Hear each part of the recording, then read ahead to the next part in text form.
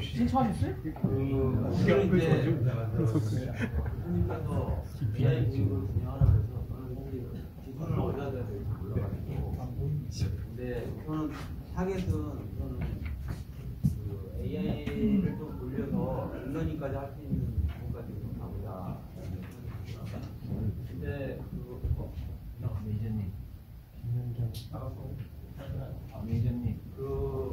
근데 제가 이렇게 해보니까 그 AI가 안 맞는 사람도 있어요. 근데 저는 이제 현재 우리 수업은 AI라고는 말을 안 하고 딥러닝에 대해서 강의하고 딥러닝을 잘 안 맞는 사람이 있어. 어떤 사람들이 안 맞냐면은 이제 이게 딥러닝이 좀 확률적 반복론이기 때문에 그 확률의 불확실성에 시달리는 사람들은 잘 안 맞아.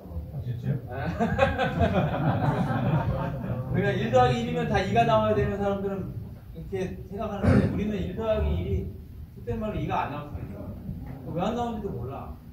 그래서 제가 거의 몇십 년을 그런 확률적 불확실성에 시달리고 있는 사람인데 뭐 이제 이 어느 정도는 완성이 됐다가 이제는 다시 또 그 악력이 살아나고 있는데 그럼 우리가 이런 딥러닝의 기본을 도대체 역사가 어떻게 되고 역사를 밟아보면 우리가 그 딥러닝하고 머신러닝의 어떤 그런 추세와 그러니까 어떻게 동작한다.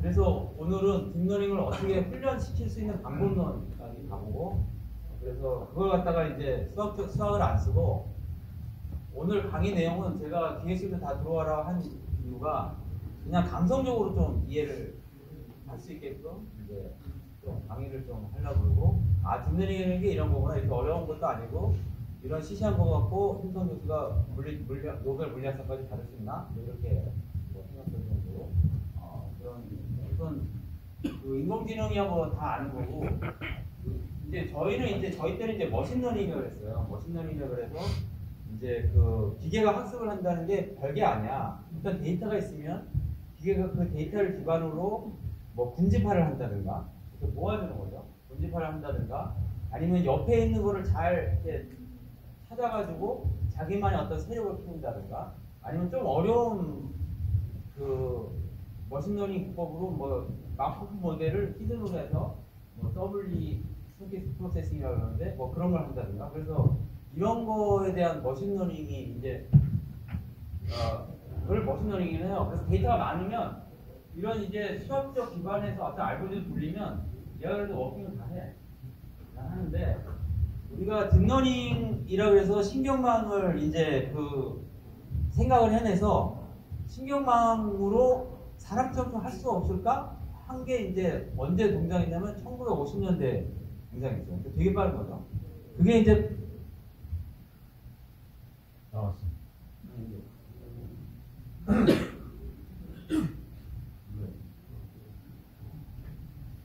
그게 이제 우리가 퍼셉트론이래요. 퍼셉트론. 이게 퍼셉트론이라는 게 그러니까 1950년代되게 빨리 나온 거지.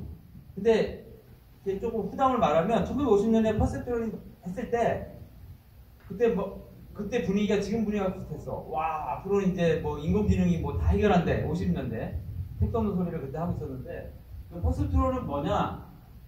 그냥 어딨어요?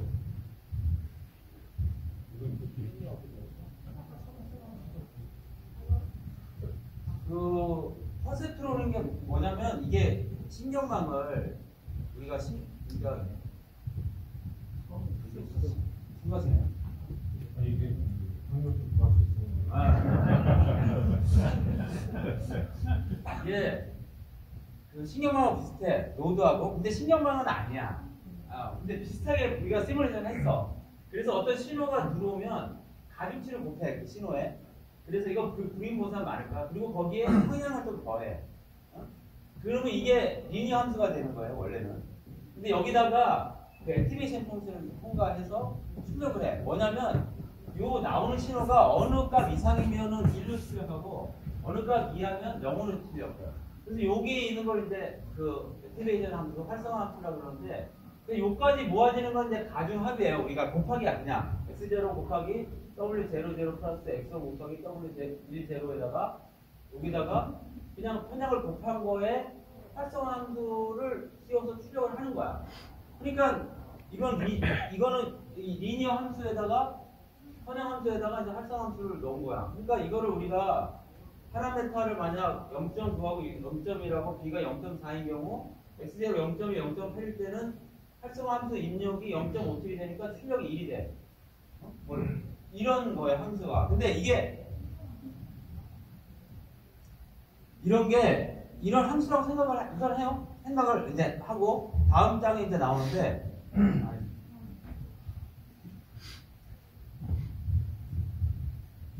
이거 안 되니까.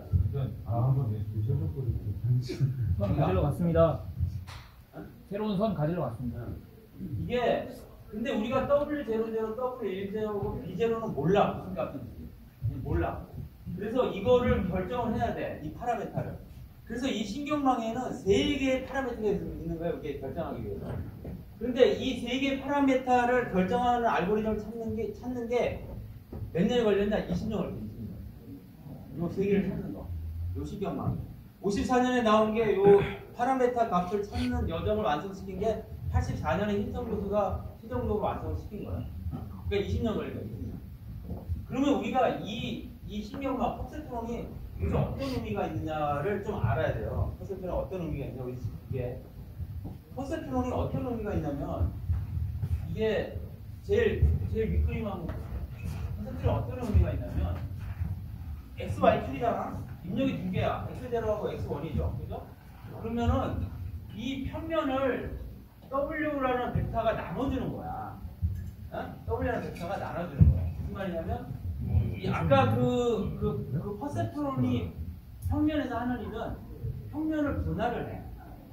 그래서 위쪽 아래쪽을 분할해줘. 근데 분할하는 선이 뭐냐? 리니어 직선이에요. 직선으로 분할을 해주는 거예요. 그래서 이제 그 직선으로 분할하는 면이 많을 수 있잖아요. 어떤 그러니까 데이터를 기반으로 해서 이제 분할을 하는 거야. W0, W 값하고 X를 가지고. 그런 의미로 이제 생각하면 되고. 그래서 이렇게 데이터를 우리가 이게 안 나오니까 나올 때까지 제가 하면은 데이터를 분할하는 게 말하자면 딥러닝을 하는 거야. 데이터를. 근데 데이터를 우리가 어떤 식으로 생각해야 되냐면 나중에 설명하겠지만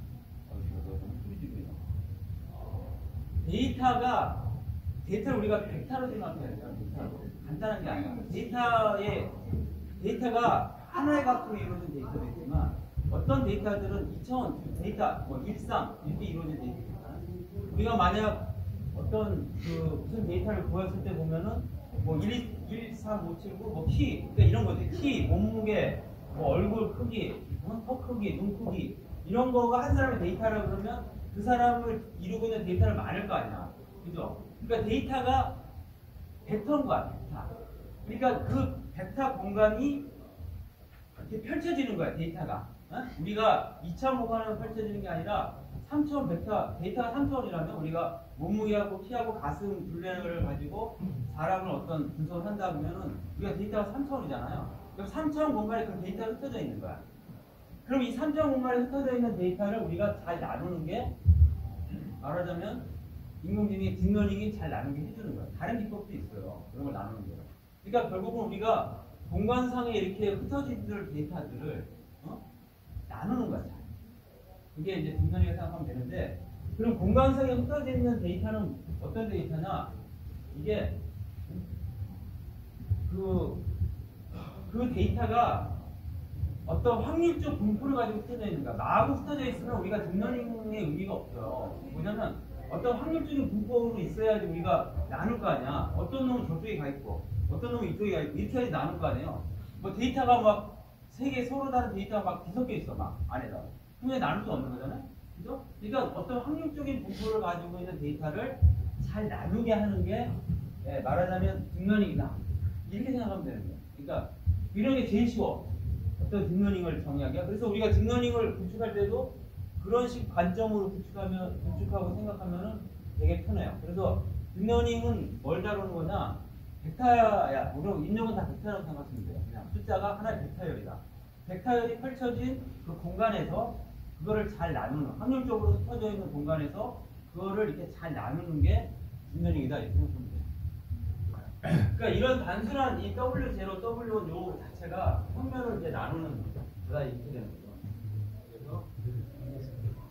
아까 여기서 보면은 이렇게 선들이 이렇게 나눠져 있는 거를 이렇게 나누는 거야. 만약에 잘 돼 있다면. 근데 통계적으로 이렇게 잘 안 되겠지.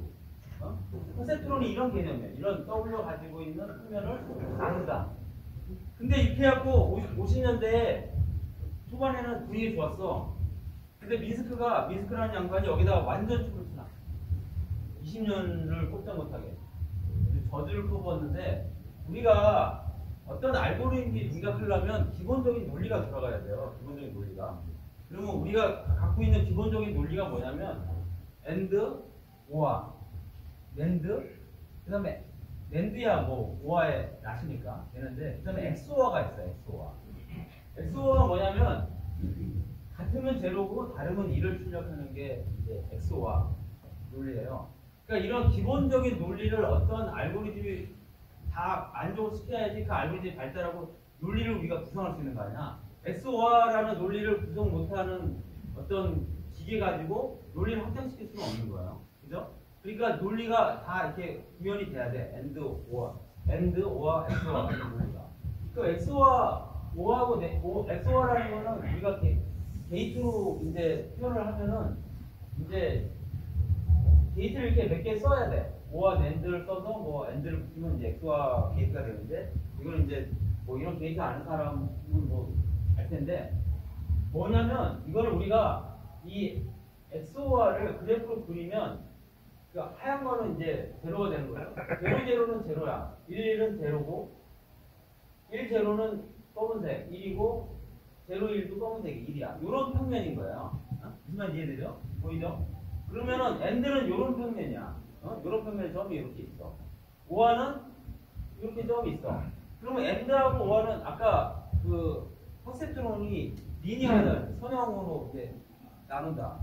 그러면 AND는 이렇게 나눠져. 빨간색으로 나눠지잖아. 공간이. 그죠? 근데 OR는 이게 나누잖아. OR도 나눠지잖아. 근데 XOR는 안 나눠져. 이걸 선형으로. 한번 여기다 그림을 그려보면 아는데, 이제 이걸 직선으로 나눌 수가 없는 거야. 뭘 해도 이게 직선으로는 이게 안 나눠져. 그러니까 민스키가 야, 퍼센트론 안 돼. 논리가 구현할 수가 없어. 그러니까 이렇게 해갖고 이거 몇 개 쌓아봤자 XOR가 구현이 안 되는 그거 가지고 뭐라고 했냐? 때려쳐라. 이렇게 아주 저주를 퍼버렸어. 그래서 안 되네. 그래서 이걸 해결하기 위한 이제 노력이 꽤 많이 지나갔죠. 그런데 이제 결론부터 말하면, 우리가 너무 처음부터 달리면 그러니까 결론부터 말하면, 아까는 퍼센트론에서는 이제 입력수하고 출력수만 있었잖아. 근데 여러분이 잘 볼 수 있는 이제 하나가 더 나온 거야. 그게 뭐냐면 은닉층이 있나? 은닉층을 넣었어. 은닉층을 넣어서 해보니까 이게 여기서 보면 여기 이 신경망은 뭐냐면 입력층이 2개고 은닉층도 2개고 입력 노드가 2개고 은닉층이 1개인데 은닉층의 노드가 지금 2개잖아요, 그죠? 그 다음에 출력층은 1개의 노드로 이루어진 이제 출력층의 이제 이제 신경망이 되는 거예요.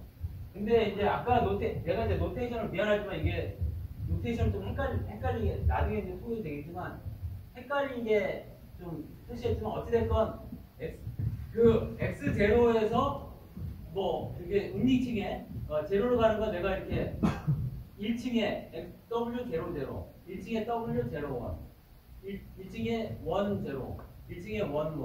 그래서 여기는 1층에 0, 1층에 1, 여기는 2층에 00, 2층에 10, 그 다음에 2층에 B0. 이렇게 내가 노테이션을 한 거야, 그냥. 그래서 요 노테이션은, 그럼 우리가 요걸 갖다가 이제 히든 레이어를 해. 여러 메타를 알잖아요, 히든 레이어.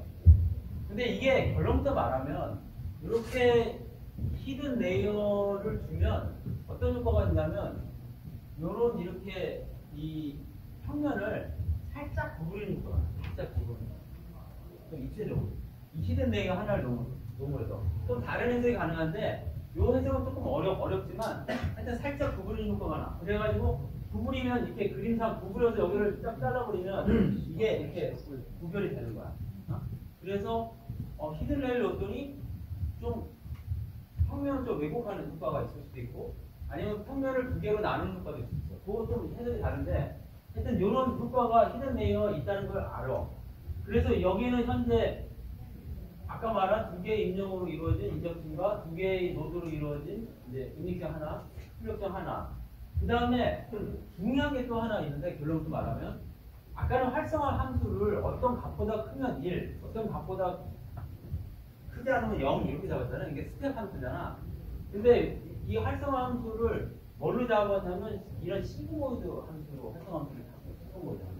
역사적으로 왜 잡았는지는 내가 나중에 설명할 텐데, 시그모이드 함수를 잡아서 이걸 구성을 했어. 네? 우선 그게 구성했다고 생각을 해도 돼요. 그러면은 이렇게 구성을 해서 그 계산을 하는 거야. 한번 내가 이 값을 갖다 임의로 찾아서 한번 넣어봤어요.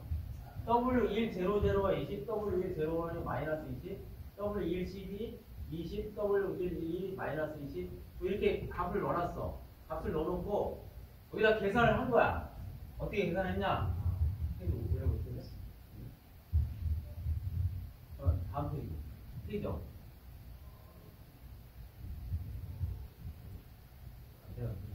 여기 보면 여기가 00, 01, 10, 11을 넣고 이 값들을 내가 이미 이렇게 정했잖아요. 그죠? 정했어. 정해가지고 이제 계산을 해봤어. 00를 넣었을 때 은닉 노드 그 시그모이드의 입력값이 마이너스 10이 된 거죠? 그럼 거의 제로 값이야.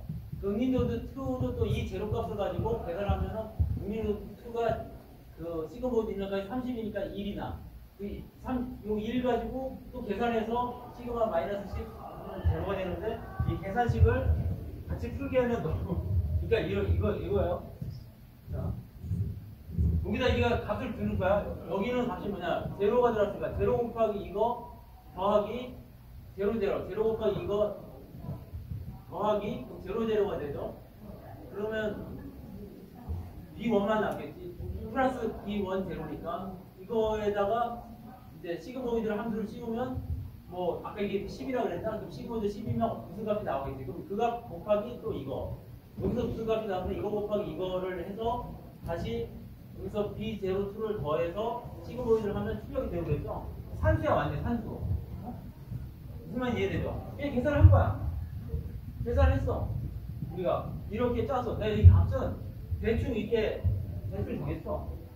원래 여기서는 최적의 솔루션은 안 나와요. 대충 이렇게 W1, 00, 20 이렇게 해갖고 값을 넣어서 계산했더니 00를 넣으니까 출력 노드에서 제로가 나와. 01을 넣으니까 출력 노드에서 1이 나와. 10가 되니까 출력 노드에서 1이 나오고 11이 되니까 출력 노드에서 제로가 나와. 야, 엑스토와 로직이 구현된 거야. 히든 레이어를 너무 했어. 그러니까 우리가 아까 같은 그런 신경만 갖고 이제 모든 로직이 구현이 될 수 있는 거예요. 그죠? 그러니까 신경망의 조합으로 논리적 연산은 가능해. 네? 이까지는 갔어. 근데 그러면은 내가 이 W 이 가중치라 그러는데 웨이트라 그러는데 그리고 B는 이제 편향 바이어스라 그러는데 그럼 이 값을 어떻게 정할 거야? 가 문제가 된 거예요. 그럼 저 값을 어떻게 정할 건데? 이런 푸는데 한 10년 걸렸어요. 이 값을 어떻게 정하냐를 푸는 게 10년 걸린 거야. 그러니까 파라메타를 학습할 방법을 찾아야 되는 거죠. 결국은 딥러닝의 역사는 우리는 이제 머신러닝에서도 딥러닝을 다루고 있는데 딥러닝 역사는 지금 말한 것 같처럼 이 신경망의 그 파라메타를 학습하는 방법을 찾는 그리고 그걸 안정화시키고 증명하는 과정이 20년 걸렸어요. 그럼 우리가 이제 제가 오늘 할 말은 이제 쭉 할 건데 아까 말한 듯이 우리는 이제 몇 가지 머신러닝에서는 그 벡터와 평면을 잘 중요시하게 생각해요. 그래서 우리가 이런 어떤 면에서는 이렇게 이 공간을 우리가 이걸 초평면이라고 그러는데 평면 이제 무한한 평면이 있을 수 있다. 무한한 평면 공간이 있을 수가 있는데 초평면을 우리가 축소하고 확장하는 방법을 머신러닝에서는 많이 써요. 왜냐면 우리가 너무 이렇게 차원이 많으면 복잡하잖아. 그래서 그 차원을 줄이는 방법을 많이 썼어. 그게 말하자면 PCA, Principal Component Analysis를 주성분 분석이 내기 때문에 의료적으로도 많이 쓰는데 이렇게 데이터가 이렇게 섞여져 있어. 섞여져 있는데 이 데이터를 보기에는 뭔가 좀 이렇게 잘 구분이 안 돼. 이게 섞여져 있는 것 같아. 근데 이거를 갖다가 이렇게 주성분으로 이렇게 잘라서 주성분을 이렇게 쭉 축을 따라서 이쪽 주성분을 새로운 축을 만들어서 이 주성분에 이렇게 뭐라 그래? 내접되는 이렇게 수용되는 그 이미지를 그린다고 하면은 이 주성분에 대해서 이쪽 축으로도 이미지가 그릴 수 있고 이쪽 축으로도 수용될 수 있잖아요. 그럼 이쪽 축으로 수용되는 걸 그려보면 이렇게 데이터가 잘 분리가 될 수가 있어요. 우리가. 그래서 이런 기법을 쓰는 게 이제 우리가 PCA라고 해서 굉장히 중요하게 많이 쓰여요. 이거는 이제 딥러닝에서도 너무 차원이 많으면 예전에 PCA라는 방법을 써서 이런 걸 많이 했어. 그러면 차원만 축소하느냐? 차원을 확장해. 어떤 면에서는. 그래서 차원을 확장하는 거는 이제 우리가 이렇게 어떤 이 선을 나눈다고 했을 때 그 차원 확장이라는 건 뭐냐면 우리가 이거를 이렇게 나눌 수 있는 이렇게 선형은 되게 많아. 그래서 우리가 말했을 때 아까 딥러닝이 최적의 솔루션을 제공해주지 않아요. 이게 옵티멀한 솔루션을 제공하지 않고 여러 가지 경우일 수가 있는 거야. 근데 서포트 벡터 머신은 헷갈리는 이 2차원 공간을 차원을 뽕 확장시켜가지고 그거를 차원을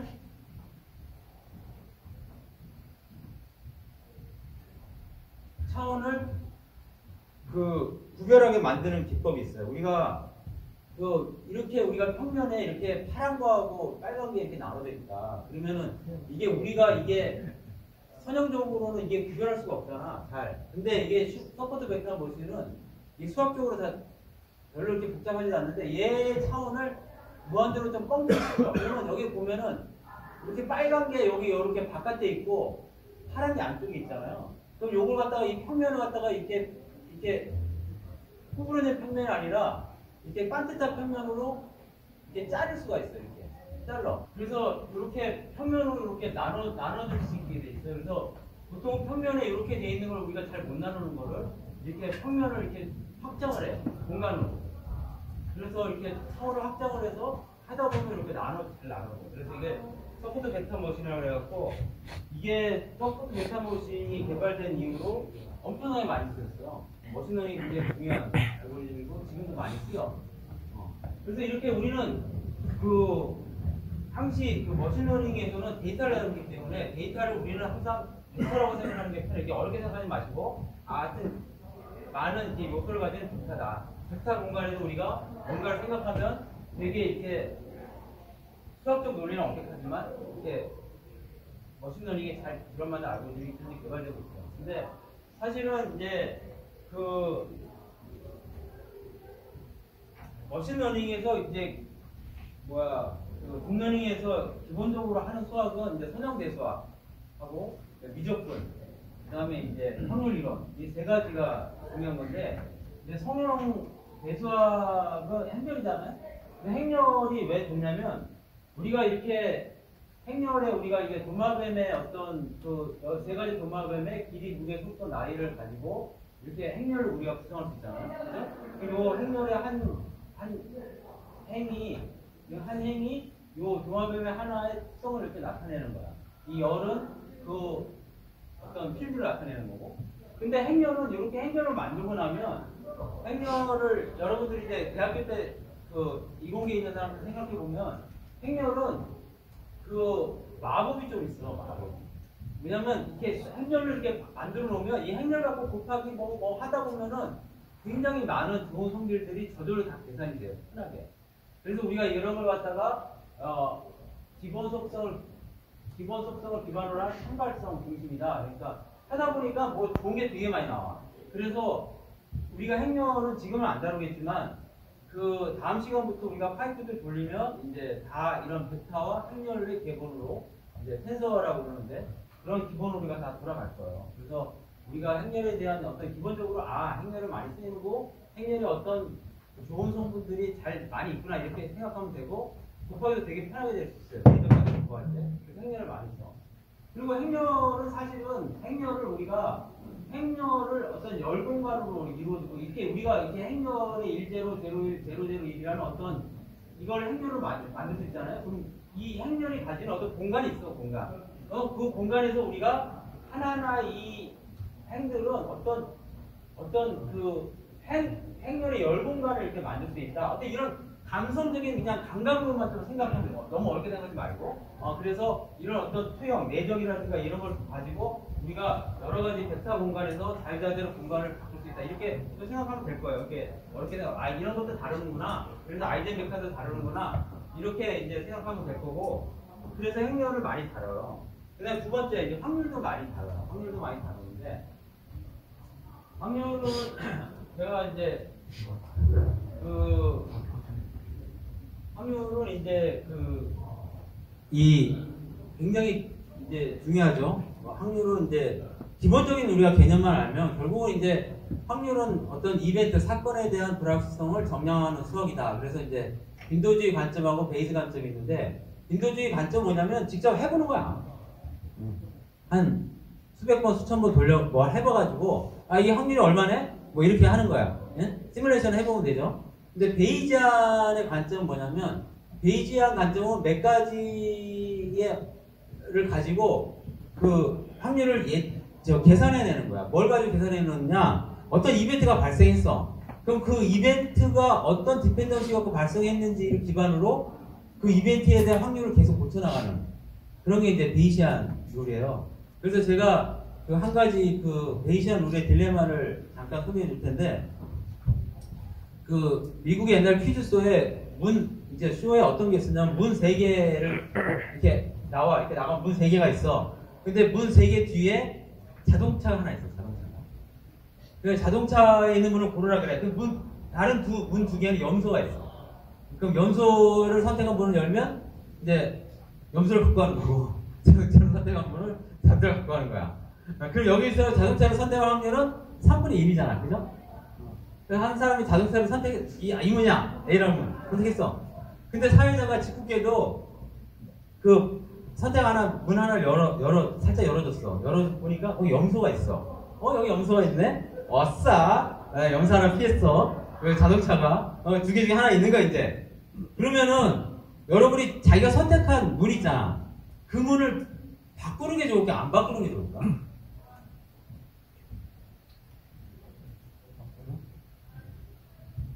뭐 상관없다는 사람 손 한번 들어요. 얘 바꾸나 안 바꾸나 어차피 뭐 2개 중에 하나니까. 뭐 하여튼 바꾸는 게 좋다. 야, 기분상 바꿔. 이게 뭐냐면 이게 이제 베이시안 확률인데 바꾸는 게 맞아요. 어떤 확률로 맞냐면 그 자기가 처음에 선택한 문에 자동차가 있을 확률은 3분의 1이야. 근데 선택하지 않을 확률에 자동차가 있을 확률은 3분의 2야. 그래서 이거를 갖다가 사람들이 의심해서 이 빈도주의, 야, 그럼 한번 해봐, 씨. 진짜 맞는지 아닌지. 얘네가 돌려봤어, 진짜로. 시뮬레이션. 그랬더니 진짜 3분의 2야. 근데 베이시안을 좋아하는 사람들은, 야, 씨, 돌릴 필요도 없어. 베이시안을 계산하면 나와. 이렇게 해서 3분의 2가 나온 거야. 응? 그래서 내가 오늘 숙제를 낼게요. 이걸 베이시안 관점으로 3분의 2라는 거를 이렇게 서술하는 사람 5사람한테 내가 스타벅스 10,000원짜리, 선착순 5사람한테 내가 스타벅스 10,000원짜리 쏠게. 네? 나한테 뭐 이메일로 날리든 아니면 이걸 날리든. 이게 이제 베이시안 정리인데, 베이시안 정리는 뭐냐면 이런 거예요. 우리가 조건부 확률이라는 게 있거든. 근데 이게 왜 확률을 말을 하냐? 베이시안 확률은 중요해요. 여러분들이 살면서. 그래서 얼마 전에 책이 나왔는데, 나는 모든 것을 예측할 수 있다라는 책이 있어서 무슨 책인가 봤더니 베이시안 확률 갖고 모든 걸 다 예측할 수 있다고 자신하는 그런 책이야, 보니까. 그래서 베이시안 중요해.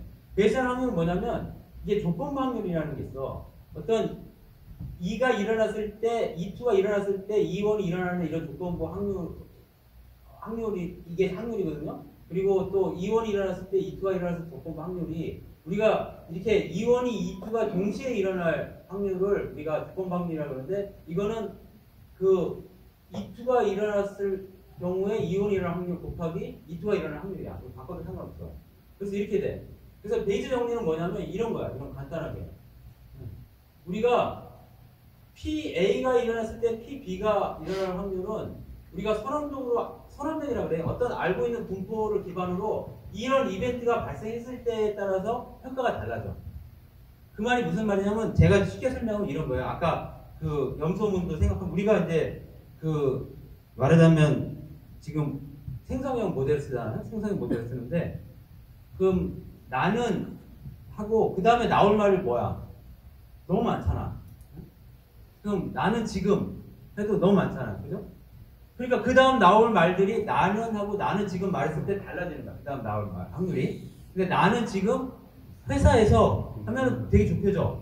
회사에서 무슨 열심히 일을 하건 회사에서 점심을 먹건 이렇게 좀 한정되는 그러면 이제 나는 지금 회사에서 열심히까지 가면 또 이제 그 다음 나올 단어가 달라지는 거예요. 그러니까 어떤 이벤트가 나옴에 따라서 확률들이 달라져. 아까도 똑같아. 그 염소가 나온 이벤트가 발생한 거야, 새로. 그렇게 되면 이 전체 확률이 달라진다는 거지. 그게 이제 베이시안 룰이고, 우리가 이런 선언적 사후 확률을 알게 됐을 때를 가정했을 때에 가장 최적의 솔루션이 이제 베이시안 확률을 적용하는 거야. 입력에 대해서 우리가 신경망을 이제 여러분이 학습한다는 건 다 알잖아요. 학습을 해. 근데 여기 들어오는 이 신호가 어떤 확률의 기반으로 들어온다고 가정하는 거야. 어떤 확률의 기반으로. 어떤 이 들어오는 신호가 어떤 확률적인 분포를 가지고 있어. 그게 무슨 확률적인 분포인지 잘 몰라. 그치만 확률적인 분포를 가지고 있어. 그 확률적 분포에 기반해서 우리가 이 모델을 훈련해서 출력을 만들어낸다는 거예요. 근데 여기서 우리가 훈련 데이터하고 여러분이 알다시피 훈련을 했어. 이 모델 훈련하고. 그러면 이제 새로운 데이터가 주어질 거 아니야? 그죠? 그럼 새로운 데이터가 주어졌을 때 그 새로운 데이터가 우리가 가정하고 있는 확률 모델로 들어와야지 대충 맞는데 우리가 가정한 확률 모델 안 들어오면 안 맞는 거야. 무슨 말이냐면 우리가 이제 여러분이 가우시안 이제 분포를 배웠잖아요. 어떤 이렇게 종 모양의 이렇게 가우시안 분포가 있어. 보통 우리가 자연계는 가우시안 분포로 다 설명이 돼요. 자연계는 어떤 이렇게 민이 있고 분산이 있는 어떤 가우시안 분포가 있어요. 우리가 있어. 근데 요게 좀 모양도 다 틀리잖아. 요렇게 생기기도 하고 위치도 틀리고. 근데 우리가 처음에 학습했을 때는 요런 가우시안 분포를 가진 데이터라고 학습을 한 거야. 무슨 말인지 알죠? 근데 이 가우시안 분포를 가지고 학습했다고 해도 어떤 놈들은 여기서 발생할 수도 있고 어떤 놈들은 여기서 발생할 수 있잖아. 그죠? 발생할 수 있어. 드물게. 근데 우리가 어찌됐건 이렇게 갖고 학습을 했어. 그래갖고 우리가 이제 학습한 모델 가지고 뭔가 예측을 하려고 그래. 그럼 여기서 이렇게 데이터가 들어와. 그럼 예측이 어느 정도 되겠죠. 그죠? 우리가 가짜하면 여기서 들어와. 그러면 예측이 잘 되겠지. 그럼 뭐 이런 데서 들어와. 예측이 잘 돼. 근데 우리가 예측하려는 데이터가 전혀 엉뚱한 확률 분포에서 들어와.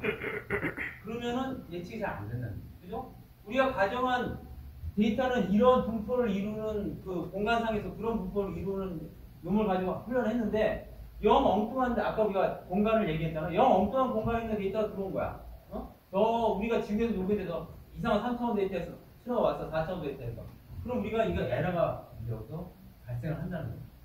그래서 우리가 이 딥러닝은 항시 입력에 대해서는 우리가 정확한 확률적인 모습을 모르잖아요. 그러니까 어떤 적인 확률적인 변수가 있다고 생각하는 거야. 그렇게.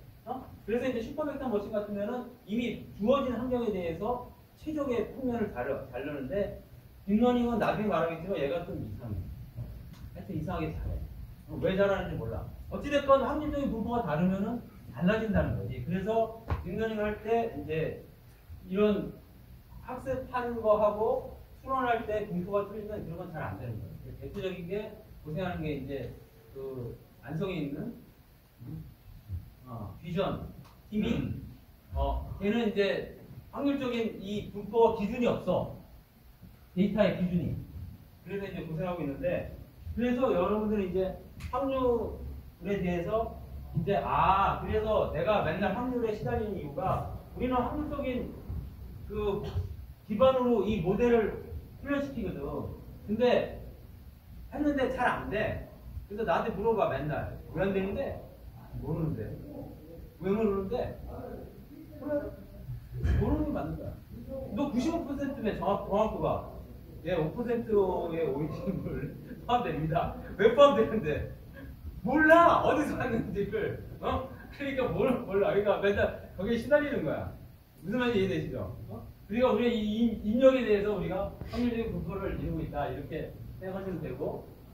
그래서 우리가 이런 베이시안 그 함수하고 우리가 이렇게 그 가우시안 분포를 가지고 우리가 시뮬레이션을 하는 거는 이제 참고로 알아두면 좋은데 그 우리가 이제 확률 분포가 이제 여러 가지 모양들이 있을 수가 있어요. 말하자면 뭐 이런 확률 분포를 가지는 이제 확률 분포 어떤 데이터가 근데 이런 분포를 왜 우리가 가우시안을 많이 하느냐?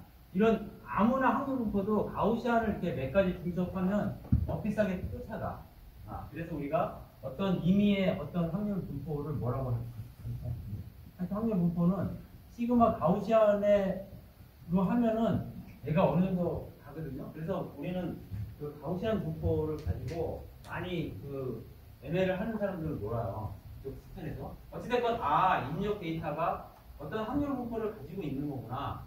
그래서 그 확률 분포에 맞는 우리가 모델을 만드는구나. 딥러닝은 이렇게 이해하시면 되는 거예요. 그냥 이렇게 감성적으로 좀 이해해요. 수학적으로는 들어가도 굉장히 이게 확률 들어가면 또 막 짜증이 나. 그러니까 그런 감성으로 이제까지 말한 거는 그렇게 감성으로 이렇게 이해를 하시면 되고 그 다음에 이제 점점 우리가 이제 핵심으로 다가오고 있는데 이제 경사하강법이라는 게 있어요. 경사하강법.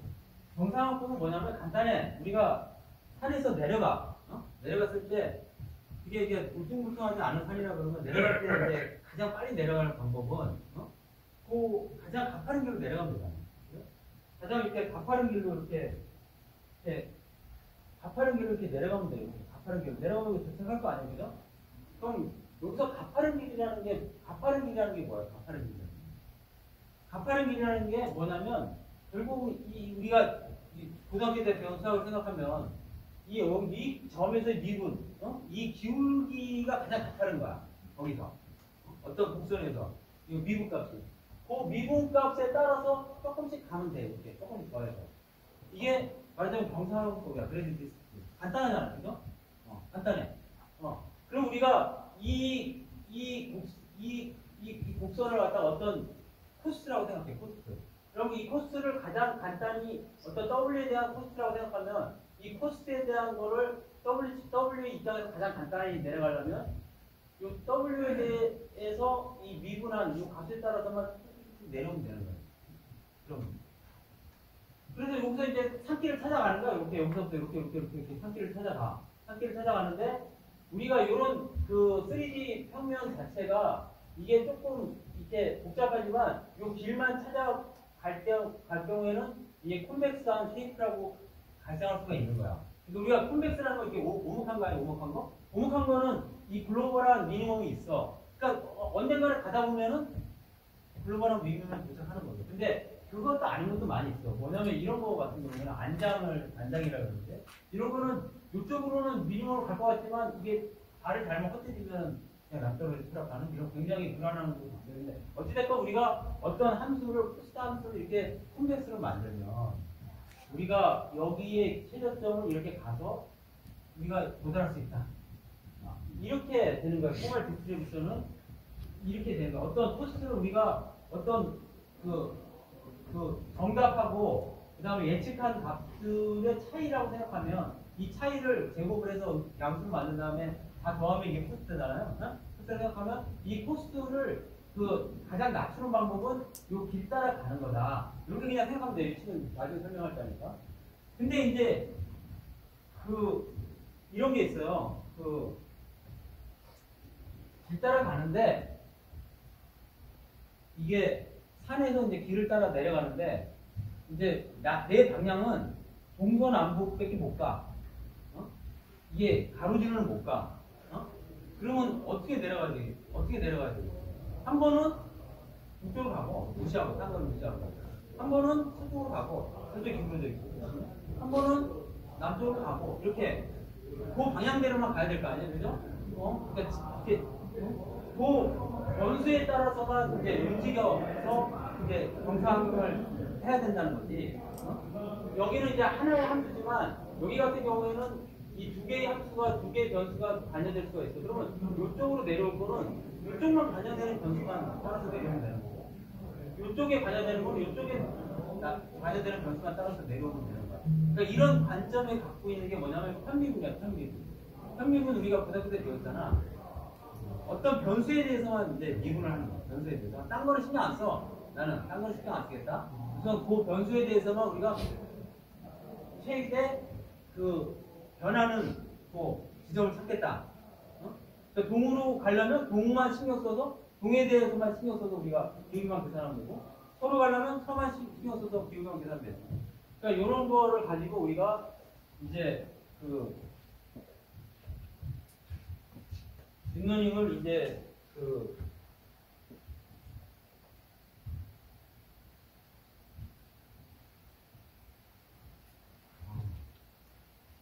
이제 계산하게 되는데, 아까 그 그림이 이제 한 번 더 나왔어요. 한 번 더 나왔어. 한 번 더 나왔는데, 이제 요 그림하고 여기가 좀 이제 어려운데, 이걸 이제 잘 이해를 하면 이제 돼요. 우리가 이제 딥러닝을 학습한다는 건 뭐냐면, 여기 입력이 있잖아. 여기 입력이 있고, 우리가 이제 이거는 이제 그 지도학습에 입력이 있으면 입력에 해당하는 출력이 있어. 우리가 그건 알고 있죠? 필러 데이터라고.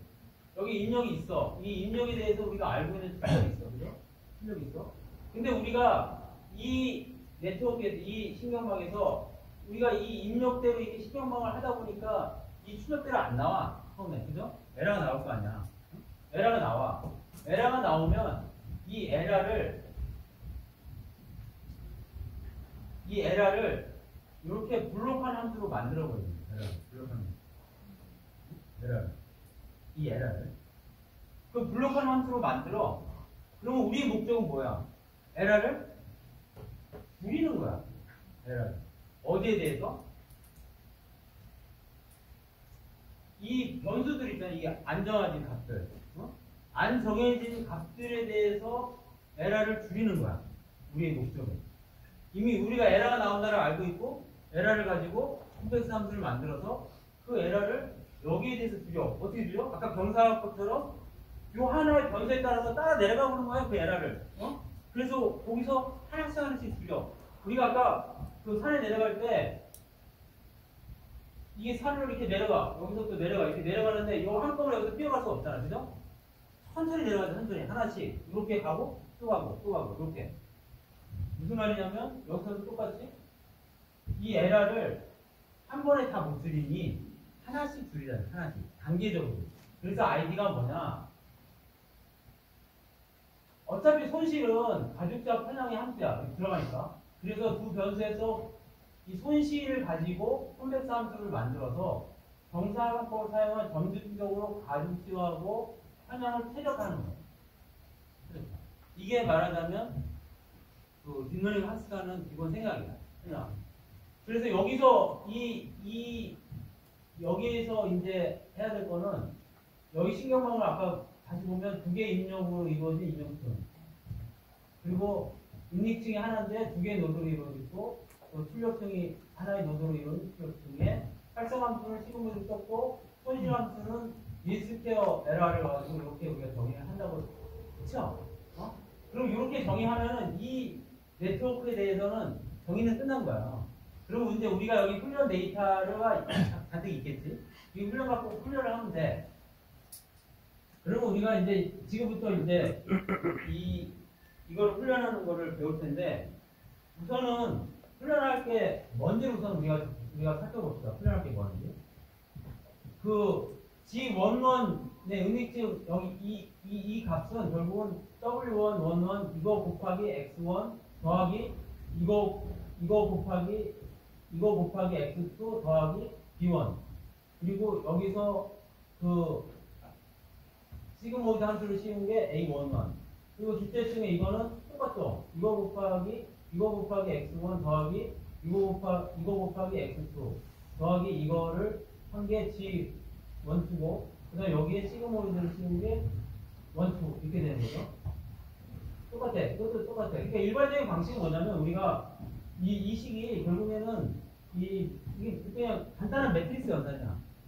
매트리스 연산. 우리가 아까 이렇게 매트리스 그냥 매트리스 하면 이렇게 돼 아까처럼 여러분들이 이제 매트리스는 그냥 여기서 알 테니까 매트리스 이거는 이제 두 번째 시간부터는 이제 정확하게 알고 있어야 돼요 매트리스. 왜냐면 타이프치에서 이제 이거 자동으로 깔 테니까 일반 형식은 이렇게 되는 거야. 매트리스 여기서 매트릭스 연산에 이제 그 시그모이드 그럼 출력은 어떻게 되냐? 출력도 똑같죠. 출력도 보면은 이거는 요번에 요 값이지 요가 여기다가 요 값을 곱하고 더하고 여기에다 요 값을 곱해서 더해서 바이어스를 더하고 거기에 시그모이드를 취한 값이 y가 되는 거예요. 이것이 y가 되는 거예요. y가 되는 거예요. 근데 우리가 뭘 알아야 돼? 우리가 알아야 될 거예요. 이제 이걸 가지고 우리가 저기 뭐야 아까 여기 에라를 가지고 우리가 콤백스하게 만들었잖아 함수를 에라 함수 가지고 그러면 우리가 여기에 대해서 그 콤백스한 함수를 내려가야 될 거 아니야. 내려가야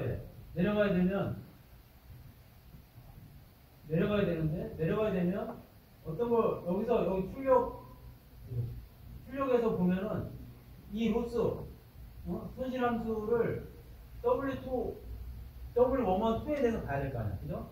그 다음에 그 손실 함수를 W21, 2에 대해서 여기에 대해서 봐야 될 거 아니야. 그죠? 그 손실 함수를 여기에 대해서 봐야 될 거 아니야. 그래서 요걸 보는 게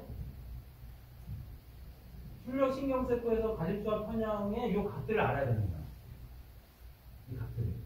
이 값들을 알면 우리가 기울기를 알아. 그러면 우리가 그 기울을 이용해서 에러를 최소화할 수 있다는 생각인 거야, 아이디어가. 그 다음에 은닉스 공부도 똑같은 논리로 요 값들을 알아야 돼. 그러니까 값을 몇 개 알아야 돼? 하나, 둘, 셋, 넷, 다섯, 여섯, 일곱, 여덟, 9개. 9개의 값을 알고 우리가 요거를 점진적으로 적용을 하면 되는 거야. 그러면 이제 우리가 알았어. 이 9개의 값을 알아야 된다고. 그럼 이걸 어떻게 할 거냐? 그러니까 요 백프로파게이션하고 또 포드 프로파게이션에 이제 여기 한데 이제부터는 이제 그 부분을 이제 들어가 봅시다. 이제 학습하는 요까지는 이해가 됐죠? 무슨 말씀인지. 네? 대충 감으로. 그죠? 우리가 감으로 이해됐으면 그 다음에는 우리가 이거를 이렇게 복잡하게 하지 말고 우리가 간단하게 그 입력층 하나, 그 다음에 출력 하나, 그 다음에 중간에 은닉층이 이렇게 구성되어 있는 이제 그 수령만 한번 생각해 봅시다. 그래서 이거는 그냥 노테이션은 그냥 간단하게 G1은 여기 G1이에요. G1은 W1 곱하기 X 플러스 B1. 그 다음에 A1은 여기 시그모드 G1. 그 다음에 G2는 W2 곱하기 A1. 여기 A1도 나오죠. A1 플러스 B2. 그 다음에 요 평가된 값 Y 햇 나온 값은 요 G2의 시그모드 값이야. 그럼 에러는 결국 우리가 Y 빼기 Y 햇이야. 그죠? 근데 여기서 우리가 손실은 그냥 간단하게 자승으로 표시를 합시다. 에라 양수. 에라 여기 나온 에라요. 이게 자승. 이걸 우리가 손실함수로 그 표현을 했어. 그럼 아까 위랑 똑같죠. 굉장히 간단한 거야. 이건 이제는 그 필요한 식이 요거밖에 없고 요거 하나 둘 셋 넷 다섯 여섯 개고 우리가 필요한 편도함수는 하나 둘 셋 네 개 편도함수를 알면 우리가 산을 내려갈 수가 있는 거예요. 그죠? 산을 내려갈 수 있는 거예요. 그럼 우리가 산을 내려가는 작업을 지금 해봅시다. 근데 여러분들 하기 전에 이제 체인룰이라고 우리 고등학교 때 배웠잖아요. 함수가 두 개가 안에 엮여져 있어. 엮여져 있으면 우리가 그 dx, dy를 g가 x에 대한 함수라 그러면 우리가 이렇게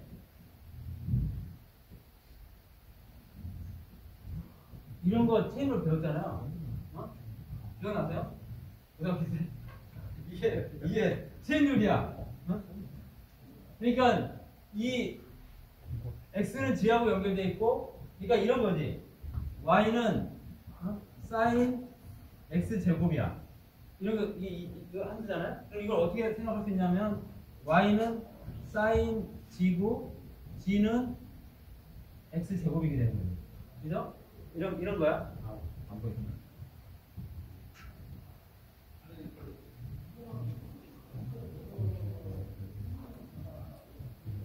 Y는 사인 X 제곱이라는 한번 이거는 Y는 사인 G고 G는 X 제곱이고 이렇게 되는 거죠. 그러면 이걸 갖다가 이 dx에 대해서 y를 미분하려면 어떻게 해야 돼요? 우선 dg에 대해서 y를 미분하고 곱하기 dx에 대해서 dg를 미분하면 되는 거거든요. 그러면 야 사인을 미분하면 뭐야? 코사인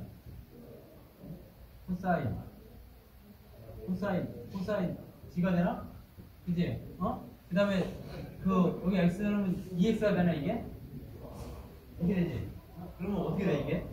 맞아? 코사인 x좌승 곱하기 2x 이렇게 되는 거죠? 이렇게 되는 거야. 체인룰. 근데 체인룰이 간단하면 이게 체인룰이야. 그러니까 그 이중으로 엮여 있는 거는 우리가 하나씩 풀어가면 돼. 하나씩 풀어가면 돼요. 우리가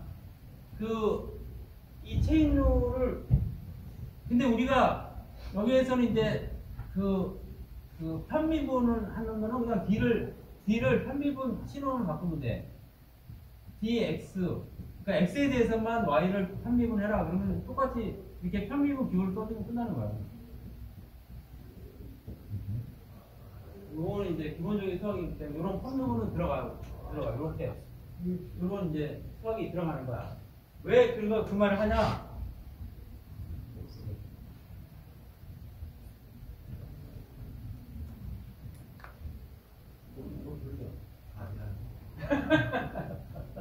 우리가 아까 여기서 위에 볼 때는 빨리 넘어가야 돼.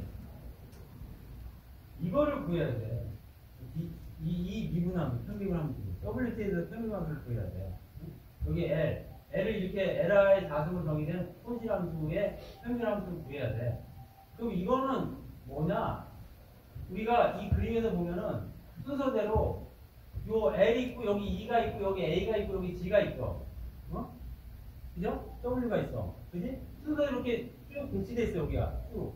그죠? 여기는 G라고 돼 있지만 여기 뭐야? G가 W, G2가 뭐야? 여기 G2인데 G2가 W2, A1, D2. 그 다음에 요 Y는 G2에 지금 이렇게 다 연결돼 있죠. 이렇게 하나씩. 그러니까 여기서 이 손실 함수 L의 입장에서 보면 뒤에 뭐가 있냐면 E가 있고 그 뒤에 A 값이 있고 그 뒤에 G에 있는 W2 값이 있는 거야. 연결돼 있어요. 이렇게. 여기는 그림이 안 보이죠. 무슨 말인지 이해되시죠? 여기 Y 보면은 여기 L을 정의했는데 L 뒤에 E가 있고 E 뒤에 A2 값이 있고 그러니까 이 Y 값이 있고 Y 값 뒤에 W2 값이 이렇게 있는 거예요. 무슨 말이냐? 그래서 뒤로 하나하나 디펜던시를 연결되어 있으니까 서로 하나하나 그 DL, DWT는 L 바로 뒤에 뭐가 있어? 에러가 있어. 그죠? 그 다음에 에러 뒤에 뭐가 있어? Y 햇이 있죠? 왜 헷갈리는데 여기서 우선 나온 게 여기 그 시그마 G2를 한 게 Y 햇이라고 평가되니까. 그죠? Y 햇이 있고 그 다음에 Y 햇 뒤에 뭐가 있어? G2가 있어. G2. 여기 G2가 있어. G2가 있어. 그러면 그 G2 다음에는 뭐가 있어? W2가 있어요. 이게 연결되어 있어 하나하나. 그래서 결국 이거 편입을 해보면 이렇게 없어지니까 결국 DW도 DL이 되잖아. 그죠? 이게 체인룰이야. 누가 똑같아. 이 개념하고 하나하나 이렇게 연결되어 있는 거야. 코사인이 있고 EX가 있고. 그죠? 코사인 여기 보면은 사인이 있고 거기에 또 곱하기는 x 제곱이 있는 거 아니에요? 그죠? 그거랑 똑같아. 여기도 이 그림에서 보면은 조금 헷갈릴 수 있지만 이 y 여기 우리가 L을 이렇게 정의했잖아. L 뒤에는 에러가 있고 에러 뒤에는 요 y에 평가한 값이 있고 이게 A 시그마 G2가 들어가니까 시그모이드 G2가 들어간 게 Y. 그 다음에 요 Y의 뒤에는 G2가 있고 여기 G2. 그 G2 뒤에는 W2가 있는 거예요. 체인이 여기 이렇게 붙어서 연결돼 있어요. 이렇게 쭉. 그래서 우리가 이런 식으로 표현할 수 있어 이거를. 이런 식으로 표현할 수 있어. 그러면 각각의 편도함수는 뭐냐? 편도함수 이걸 대면식장 들어온다 그랬는데 아씨 미분의 왕 대면식장 우리가 ln e 스퀘어에서 이거를 갖다가 e에 대해서 l을 갖다가 편집을 하면 2가 되고 그 다음에 그 lr가 y 마이너스 y 햇이잖아요. y가 뭐예요? 이게 진실된가? 얘에다가 y 햇이야. 그럼 이거를 갖다 y 햇에 대해서 편집을 하면 마이너스 1이죠. 그죠? 이건 y가 y 햇에 대해서 관계가 없으니까 이건 없어지고 마이너스 1이야. y에 관계없는 건 이제 상수처럼 하니까 0이 되는 거고. 그 다음 y 햇은 시그모이드 G2야. 근데 시그모이드 저기 뭐야 이 시그모이드의 미분은 그 어떻게 되냐면 그 시그모이드 곱하기 1 마이너스 시그모이드 함수야.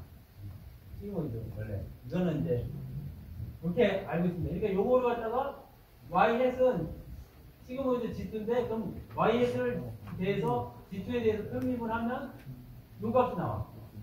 그럼 G2는 또 요런 값이니까 G2에 대해서 W2로 판명을 G2를 W 판명을 하면 A1이 나와.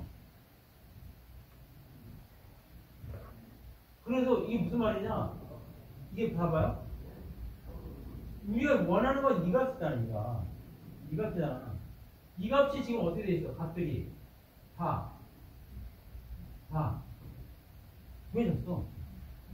구해졌어. 그 값을 구하는 값들이 다 구해진 거야. 우리가 이제 이것도 숫자로 이제 보여드릴게요. 이 값이 우리가 알잖아. 이거 계산했어요. 그 다음에 마이너스 1. 이것도 우리가 y에서 계산했잖아, 앞부분에. 또 y에 또 계산해서 그 앞부분도 알아. a1도 알아. 계산했으니까. 그래서 결국 출력비 가중치는 이 편미분은 마이너스 2 곱하기 2 곱하기 a1 곱하기 y 햇 곱하기 바로 열고 1 마이너스 y 햇 이렇게 돼. 그래서 집어넣으면 돼요. 내 순서를 좀 바꿨는데 여기 집어넣으면 요게 2이고 곱하기 뭐 마이너스 1이고 뭐 마이너스 앞에 빼고 뭐 정리했어. 이렇게 값이 딱 나와버렸어. 체인이라고 하다 보니까 곱하기 값이. 그러면 출력중의 평형계산은 이것도 똑같이 이런 식으로 똑같이 여기서 다 구했잖아요. 그럼 이걸 똑같이 출력중의 평형계산도 똑같아. 보면 여기도 그 L 뒤에 2가 있고 E 뒤에 A, Y 햇이가 있고 Y 뒤에 G가 있고 G 뒤에 뭐가 있어요? D2가 있잖아. 똑같아. 그죠? 여기서 요 G가 요거 바뀌었을 뿐이야. D2로 이렇게. 그럼 요것도 계산하면 요런 값이 나와. 값을 우리가 구한 거야. 이미. 어떤 값에 대해서? 우리가 이렇게 한번 계산을 해갖고 LR을 구해서 LR 가지고 기울기를 구했어. 기울기를. 이쪽 편에서 기울기. 이쪽 편에서 기울기. 무슨 말 이해되죠? 이쪽 편에서 기울기를 구했어. 그러면 출력층의 가질된 편향은 뭐냐면 우리가 이렇게 조금만 내려가야 될 거 아니야. 너무 많이 내려가면 이건 나중에 훈련할 때 이제 하지만 우리가 내려갈 때 너무 큰 걸로 내려가면은 이게 큰 거 다칠 수 있더라고요. 미끄러 떨어지니까. 조금만 내려가. 알파만큼 곱해져가지고 조금만 이렇게 내려가. 델타만큼.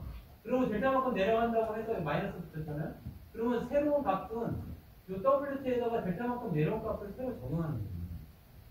다음에 할 때는 이 값을 쓰자. 내려갔잖아 이미. 거기에. 거기서 새로운 출발점이 된 거야. 그러면 WBT도 똑같아. 그 우리가 기울기를 알았으니까 기울기 곱하기 조금만 내려가야 돼요. 기울기. 아까 그림에서 이 기울기에서 내려가는 방법은 뭐예요? 이 기울기에 따라서 이 x만큼 조금만 가면 되잖아. 이 x만큼 조금만 곱해주잖아. 이 값에 대해서. 조금만 곱해줘. 조금만 이렇게 이동한다고. 이게. 그죠? 그건 똑같아. 이 기울기 값에서 여기서 이렇게 조금만 이동을 해서 더해줘. 그럼 이게 고정이 돼. 그 다음에 할 때는 이렇게 가자. 요 값을 쓰잖아. 요 값을 쓰자. 그리고 은닉세포도 똑같아. 그러면 논리를 하면 은닉세포도 이렇게 되고, 은닉세포는 뭐냐면 우리는 이제 여기서부터 따지고 여기서부터 여기 뒤에 이거 있고 이거 뒤에 이거 있고 이거 뒤에 이거 있고 이거 뒤에 이거 있고 복잡할 것 같아도 미리 다 계산을 해놓은 거야. 우리가 미리 다 계산을 해놓은 거야. 그래서 이거가 이 부분이 다 계산이 돼 있어 이미. 그래서 해보니까 이렇게 돼 있어. 그 은닉스법 편향도 똑같아. 어? 그래서 이렇게 해갖고 이렇게 되니까 우리가 식을 구할 수가 있어. 그래서 이거를 한번 실제적으로 식을 숫자를 넣어서 한번 해볼게요. 숫자를 넣어서. 그래서 내가 어떤 걸 가져있냐면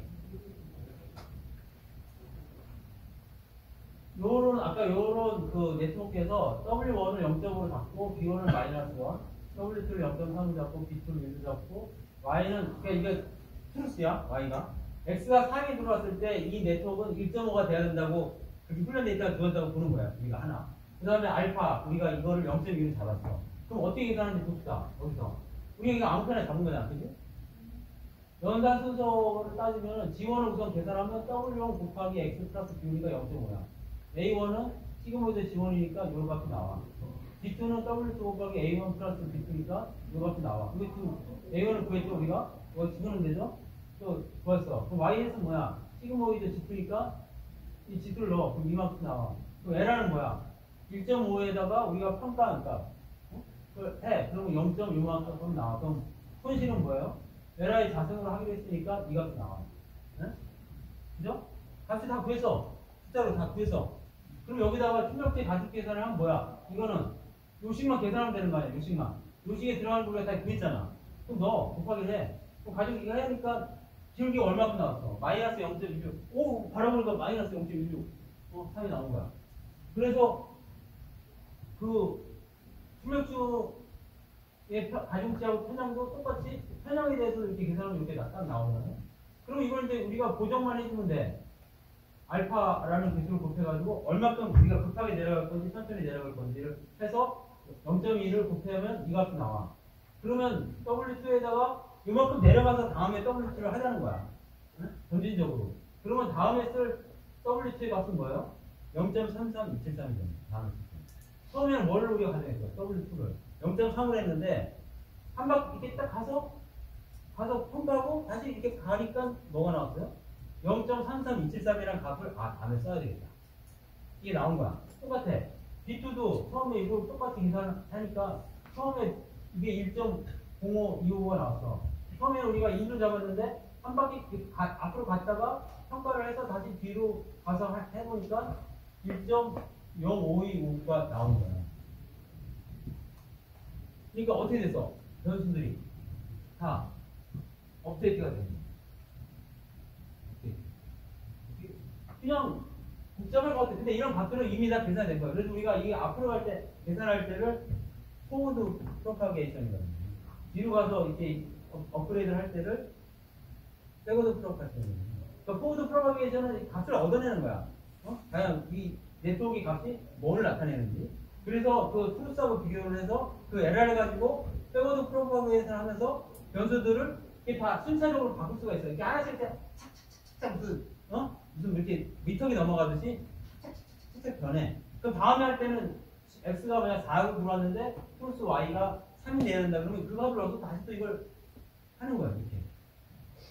그 힌트는 이렇게 이거를 정립을 시켰어. 그래서 노벨상 받았어. 와, 날로 먹는 거 아니야? 어?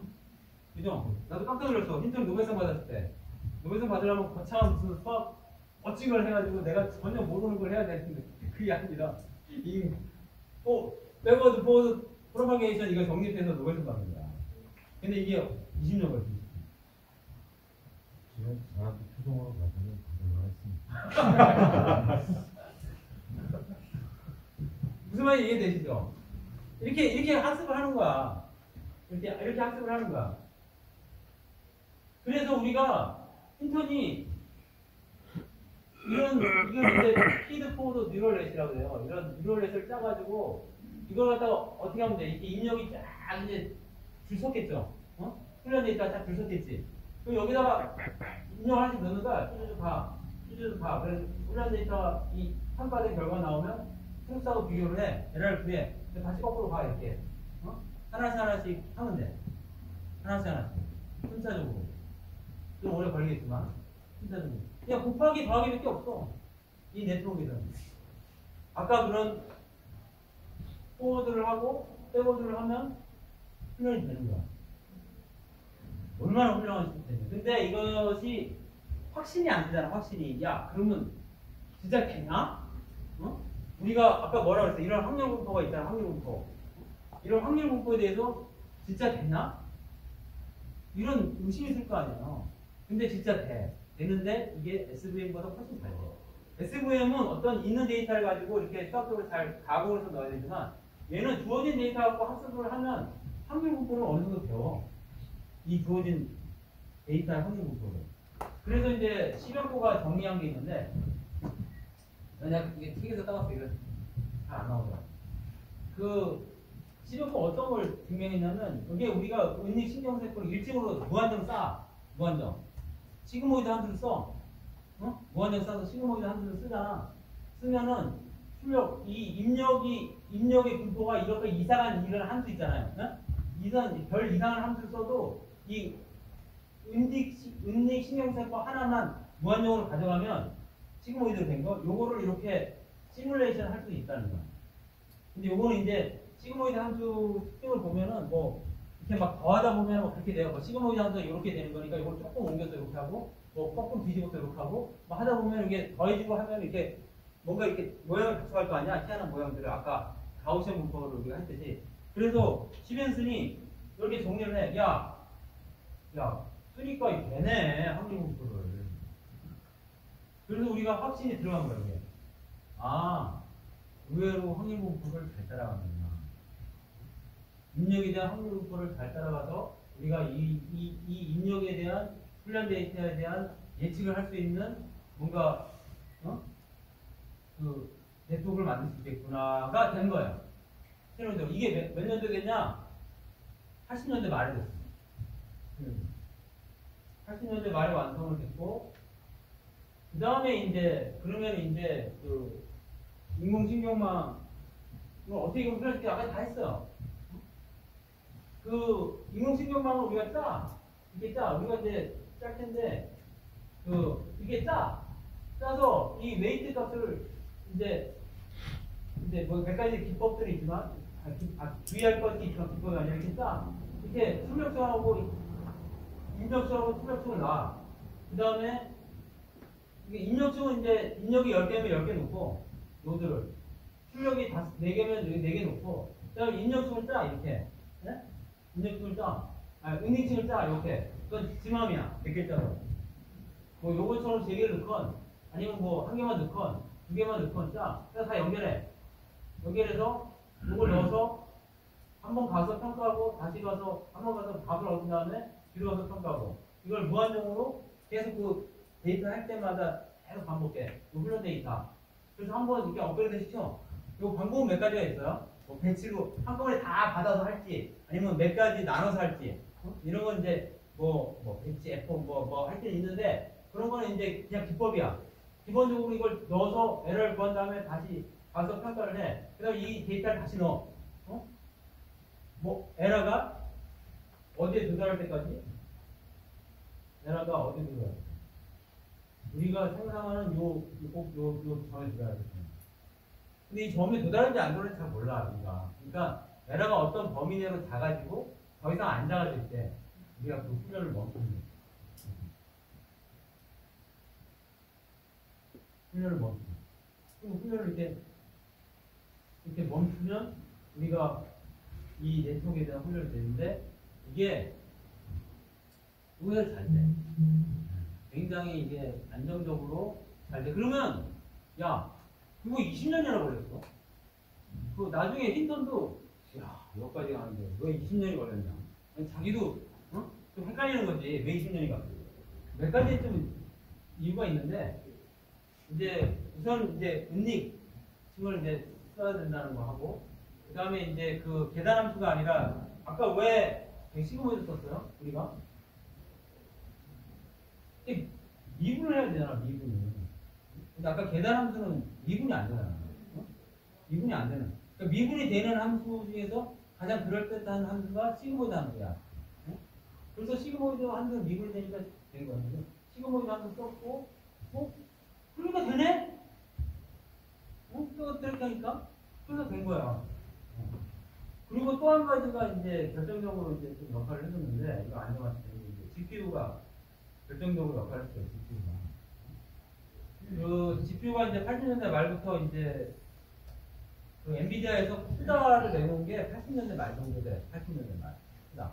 그러니까 쿠다가 뭐냐면 이제 그래픽 처리 유닛이 엔비디아가 만들었을 거 아니야? 그전에는 얘네들이 그냥 다 엔비디아 시켜놨어. 그래서 몰라. 못 쓰는데 엔비디아가 쿠다라고 해서 야 우리가 이거 저기 뭐야 곱하기 하는 라이브러리 오픈할 테니까 우리 거 갖고 그냥 얘네들이 써봐 하고 쿠다 라이브러리를 오픈해줬어. 근데 원시적인가?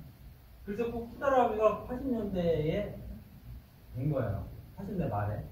그럼 아까 이 그림 보겠지만 우리가 이거 간단하지만 이걸 계산하려면 되게 오랜 시간을 계산해야 되잖아. 곱하기.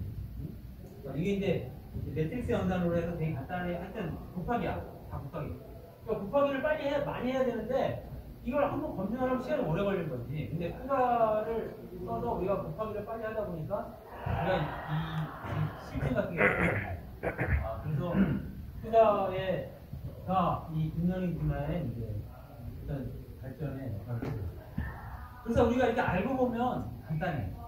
그래서 이렇게 안정화된다는 걸 흉턴이 발견을 하고 나서 갑자기 딥러닝 분야가 폭발을 하게 되는데 제일 첫 번째 주자가 이제 컨볼루션 뉴럴이죠. 이미지 인식하는 거잖아요. 여기서 이제 이제 현재 시점으로 와서 좀 몇 가지 이제 공급을 해야 되는데 그래서 이제 무지막지하게 달리기 시작한 거지 2000년대부터. 2000년대 진짜 제가 제 말을 이제 여러 사람이 다 들었을 텐데 나는 이 시기가 오기까지라고 상상을 못했어. 진짜로. 내가 저기 딥러닝이 암흑기에도 잠깐 좀 생각을 해봤는데 그때 그렇게까지는 나이가 많지 않지만 하여튼 그런데 안 된다. 이런 얘기야. 아이씨. 못하는 것 같아. 히든마크 모델이나 쓰지 뭐. 근데 히든마크 모델도 음성인식에 이제 히든마크 모델이라는 거 썼거든요. 근데 그것도 한계가 있어 안 돼. 근데 어찌됐건 갑자기 터져가지고 나는 내 시대에 이런 상황을 볼 거는 진짜 생각을 못했어요. 진짜 제가 오랫동안 멀티만 해봤지만. 그래서 챗GPT가 요즘 좀 언급할 게 있는데 챗GPT가 그러니까 그 다음에부터는 이제 여기 이 네트워크를 짜면 돼. 아까 말한 대 네트워크. 그래서 굉장히 네트워크가 많이 나왔어요. CNN도 나오고 RNN도 나오고 다양한 네트워크가 짜. 알렉스넷. 펜턴이 알렉스넷 개발해갖고 근데 하여튼 그런 네트워크를 짜도 되는 거야. 또 어떻게 하고 훈련 데이터를 잔뜩 준비해서 네트워크를 잘 짠 다음에 훈련시키면 돼. 근데 그래서 GPT가 야 우리 한번 왕창 한번 훈련시켜 볼래 했는데 물론 전전에 있었어요. 어떻게 훈련시켰냐? 아까 파라메타를 그랬잖아요. 파라메타를 1755 파라메타를 가지고 45 테라바이트 텍스트를 전처리해서 510기가바이트를 가지고 GPT-3로 훈련시킨 거야. 챗GPT가. 근데 거기서 이제 그 트랜스포머의 디코더라는 뉴럴넷을 근데 트랜스포머라는 뉴럴넷이 있는데 구글에서 개발한 거기에 디코더 부분만 사용해서 이거 훈련한 거야. 이건 뉴럴넷의 이름 이야기야 트랜스포머가. 그냥 CNN처럼. 근데 훈련을 어떻게 시켰냐? 얘네들이 그 다음에 나올 단어를 가렸어. 어떻게 가렸냐? 나는 지금 즐겁게 수업에 그 다음에 나올 단어를 가린 거야. 졸고 있어요. 이런. 나는 지금 즐겁게 수업에 참여하고 이런 단어가 있을 거 아니야. 그럼 얘가 맞추게 한 다음에 틀리면 정답을 구현해서 다시 졸고. 이렇게 훈련을 시킨 거야. 그러니까 이렇게 훈련을 시키고 나오다 보니까 얘가 어떤 현상이 발생했냐? 말을 생성한다는 거지. 얘 말을 생성하고 정답을 맞추게 훈련시켰잖아.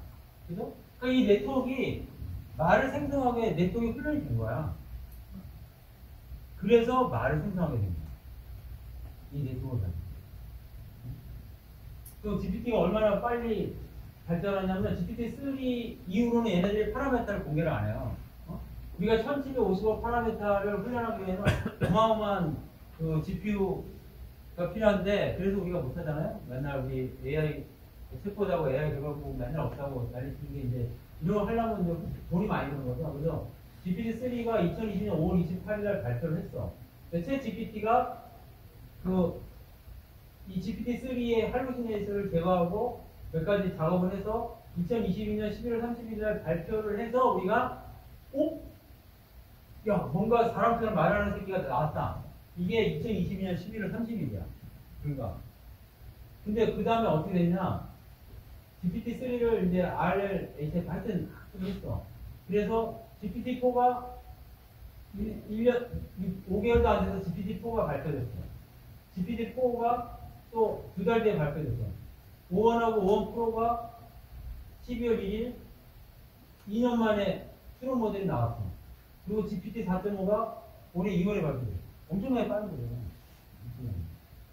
그 다음에 이번에 이제 딥시크의 아론 모델 같은 것도 엄청나게 빠르다. 그러니까 우리가 이런 그 훈련하는 방법을 배우고 했지만 이제는 그 이제 원래 데이터로부터 훈련하는 게 이제 스크래치 데이터라는데 이제 자기가 준비한 데이터로 가지고 실제적으로 이렇게 네트워크를 짜서 자기만의 네트워크를 짜서 훈련하는 건 지금 거의 없어졌어요. 왜냐면 모델들이 너무 좋은 모델들이 많고 너무 훈련을 잘 시켜놨어요. 그러니까 우리가 직접 이 데이터를 가지고 훈련을 시킬 필요가 거의 없어. 우리가 지금 안성 가서 하는 비전팀이 가는 거는 데이터 거기 때문에 거기 내려가서 하지만 그것도 프리트레인드 모델 갖고 하지만 이제는 거의 그런 작업들을 잘 안 하죠. 근데 이제 우리가 이제 그 여기서 이제 한 가지 이제 그 언급해야 될 상황이 있는데 우리가 그 데이터하고 그 뉴럴넷의 그 파라메타 개수라고 생각하면 파라메타 개수라는 건 뭐예요? 결국 데이터를 처리할 수 있는 이제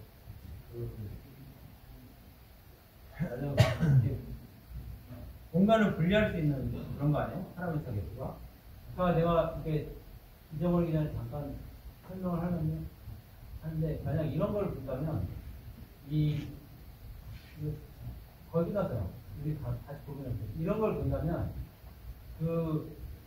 이게 지금 은닉층에 이렇게 선형이 두 개가 있다는 건 뭐냐면 여기서 평면을 두 개로 나눌 수 있다는 거 비슷한 거예요. 여기서 지금 휘어서 나눴다고 했지만 이걸 다르게 해석하면 이렇게 해석할 수 있는 거예요. 이렇게. 아 면을 한 선은 이렇게 지나가고 한 선은 이렇게 지나가고 그래서 이 간격을 적절히 조절해서 우리가 아까 말한 안 됐던 XOR 문제를 여기서 한 선은 이렇게 지나가고 한 선은 이렇게 지나가게 만들 수가 있는 거예요. 두 선을 만드는 거예요. 그래서 이 간격을 적절히 조절하면 우리가 이런 분리 문제를 할 수 있잖아요. 평면을. 그러니까 그런 거하고 비슷한 거야. 우리가 그 데이터 이 파라메타가 여기서 이 파라메타가 많으면 공간 분리를 많이 할 거 아니야 우리가 그죠? 근데 데이터가 적어 훈련 데이터가 적어 훈련 데이터가 더 많은데 공간 분리를 많이 하면 어떤 게 돼요? 이렇게 어떤 놈은 그 공간에 안 들어가고 어떤 놈은 이렇게 이상한 데에 있는데도 공간을 하나 주는 거야 자기 공간이 있는 거. 그러니까 워낙 그 데이터에 과적함이 돼가지고 이상한 데이터가 들어오면은 잘 못 맞춰. 과적하고 그 데이터만 정확히 맞는 거야. 아니 꼬불꼬불 가가지고 에러를 나는 용서하지 않겠다 이렇게 훈련이 되는 거야. 워낙 데이터에 비해서 네트워크가 많은 거야. 그림을 그려보면 데이터를 꼬불꼬불하게 이렇게 가격으로. 그리고 이제 근데 파라메타가 적은데 데이터가 많으면 그 데이터에 많은 확률적 분포를 그 적은 파라메타를 공간으로 잘 못 나눌 거 아니야. 그러니까 이것도 잘 인식이 안 돼. 그래서 우리가 골드락스라는 게 있어요. 그래서 데이터에 필요하고 파라메트하고 잘 이렇게 맞추는 어떤 적절한 시점이 있어. 데이터가 어느 정도 되는 게 파라메타를 결정을 하게 돼 있어요. 그래서 GPT-3 같은 경우는 1755 파라메트를 만들었는데 훈련 데이터 570기가가 있습니다. 이렇게 만드는 거야. 많으니까 파라메터가 많으니까 훈련 데이터 많겠지? 했는데 요새 나오는 현상은 뭐냐면 우습게도 파라메터가 많아서 얘를 계속 학습시키면 얘가 성능이 이렇게 안 좋아져야 되는데 과적하기 위해서 계속 좋아져.